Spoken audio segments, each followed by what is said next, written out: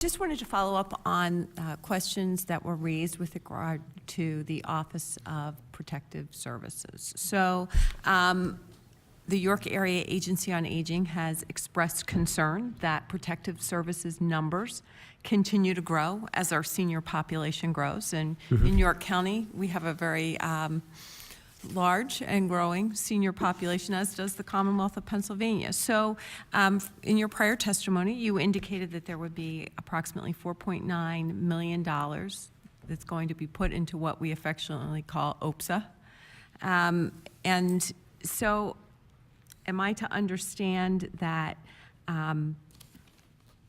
when those monies are invested in OPSA, that it will free up other revenue for senior centers, home care, some of those other programs that we're seeing a tremendous amount of growth and waiting lists develop for as well? With regard to the $5 million, assuming that the legislature passes a 2.8, that will go toward protective services. That's the intent in terms of the ask in this year's budget. So on top of the 2.1 that was appropriated for this year, for next year, the agencies would have $5 million to work with, again, to strengthen protective services and to make sure they have the capacity to meet the rising demand.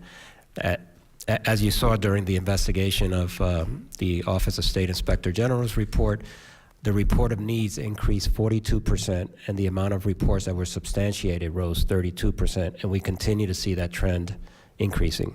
So what I'm being told by the York County Area Agency on Aging is that resources are having to be shifted to protective service programs in York County away from things like home care and senior centers, and that's causing some waiting lists. Is there a plan to address the waiting lists on those other programs as well in this budget? Well, again, if they've shifted resources and there's an infusion of $2.8 million, I think it's up to the AAAs to decide how they can reallocate, redeploy resources to make sure that they're balancing the needs of different programs. Very good. Let's shift gears just a little bit. I have some concern about the $4.9 million and then the $22.3 million that we had to use to pay for the federal disallowance within the department when it was hit with the aging waiver and case management activities that were performed by the AAAs that were not included in our state's cost allocation plan. So who is responsible for preparing that plan? I think, well, I'm going to turn that over to our finance director, but I think there were some policy, interpretation of policies that raised some of those issues. But again, since my assumption is that the department missed an opportunity to submit cost allocations to the federal government, and now we have that penalty of sorts to pay back. Is that correct?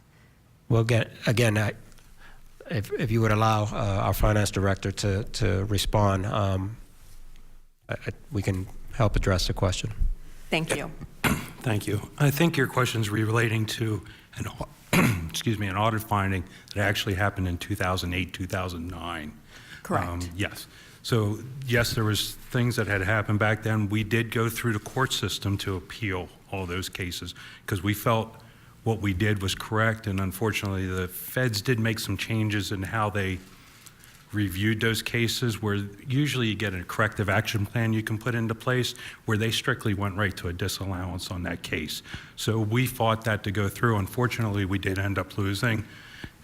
That's what you see, those dollars coming back into tobacco in those funds to address those issues from back then. So, and I do understand that this didn't happen on your watch, and I really appreciate the explanation. And I guess going forward, can we expect that this will not happen again in the future? Actually, the changes were made at that time frame back in 2008-9, whenever they came up in the audit. So yes, they were changed on that, and going forward, we would hope that would not happen again.